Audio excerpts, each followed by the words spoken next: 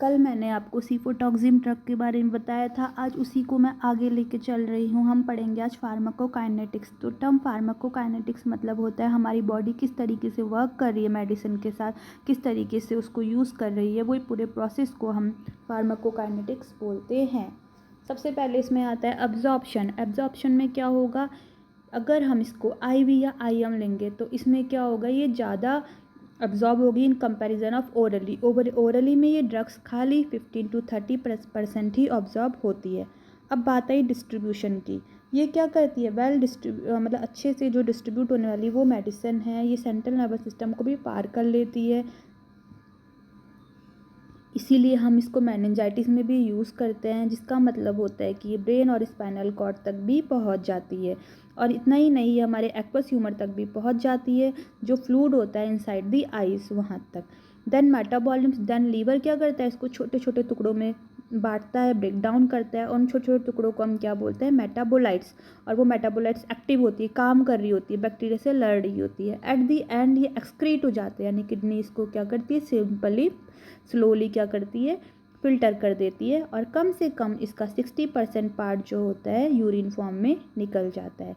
Okay, एक बार और देखते हैं फार्माकोकाइनेटिक्स क्या होती है, हमारी बॉडी कैसे ड्रग्स के साथ काम करती है। पहले वो उसको अब्जॉर्ब करती है, कम से कम 15 to 30% जो है ओरली अब्जॉर्ब होता है, और IVIM में ज़्यादा अब्जॉर्ब होता है in comparison of orally.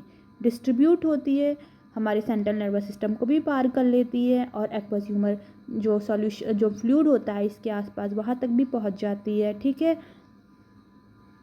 Now metabolism, liver break it into, liver क्या उसे छोटे छोटे एक्टिव मेटाबोलाइट्स में तोड़ देती है, जो स्मॉलर और एक्टिव फॉर्म में होते हैं और बैक्टीरिया से लड़ रहे होते हैं। एट दी एंड किडनी उसको फिल्टर करती है 60% अबाउट, ठीक है, और स्लोली क्या करती है, एक्सक्रीट आउट करती है। नाउ हम पढ़ेंगे डोजेज एंड रूट्स। डोजेज और रूट्स नॉर्मली पता है कैसे दिए जाते हैं, वो हमारे बॉडी वेट के अकॉर्डिंग, हमारे एज और सीवियरिटी ऑफ इन्फेक्शन के बेसिस में सेट किए जाते हैं। अब हम इसमें कुछ थोड़ा सा हम समझ लेंगे। जैसे एडल्ट है उसे 1 to 2 ग्राम देते हैं every 8 hourly, means TDS, injected IM या IV देंगे। जो बेबीज़ होते हैं एक वीक से जो छोटे होते हैं उनको क्या करते हैं, 1 वीक से जो ओल्ड से छोटे होते हैं उनको 50 mg देंगे फॉर एवरी किलोग्राम। लेकिन यहाँ पे कन्फ्यूज़न आता है, अगर बेबी ओवर वेट है, ठीक है, या अंडर वेट है, तब उस कंडीशन में भी क्या हम ऐसे ही देंगे? क्या ओवर वेट में हम ड्रग्स ओवर दे देंगे? ऐसे तो नहीं कर सकते हैं, ये हार्मफुल हो सकता है। तो ऐसी कंडीशन में डॉक्टर्स क्या करते हैं, अगर ओवर वेट बच्चा है तो BMI के अकॉर्डिंग डोज सेट करते हैं, मतलब जो आइडल बॉडी वेट है जो उस एज में होना चाहिए उसके अकॉर्डिंग डोज सेट करते हैं। और अंडर वेट है तो उसमें क्या करते हैं, वो उसकी वेट भी देखेंगे, उसकी सीवियरिटी भी देखेंगे, उसके अकॉर्डिंग क्या करेंगे, डोज को सेट करेंगे। ऐसा नहीं है कि अगर उसका वेट कम है तो उसको ओवर ड्रग देंगे, वो उसके अकॉर्डिंग सेट करते हैं, उसकी एज, उसकी सीवियरिटी ऑफ डिजीज़ और इन सब चीज़ों के ऊपर क्या करते हैं, वो डोज सेट करते हैं।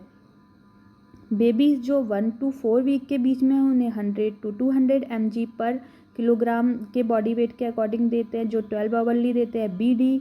चिल्ड्रंस छोटे बच्चे होते हैं 1 month to 12 years 100 to 200 mg पर किलोग्राम बॉडी वेट देते हैं पर डे के हिसाब से।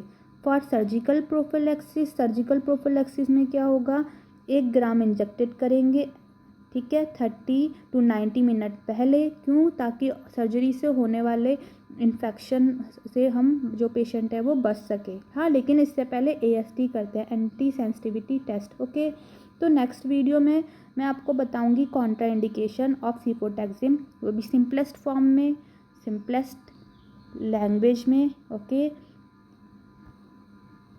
तब तक के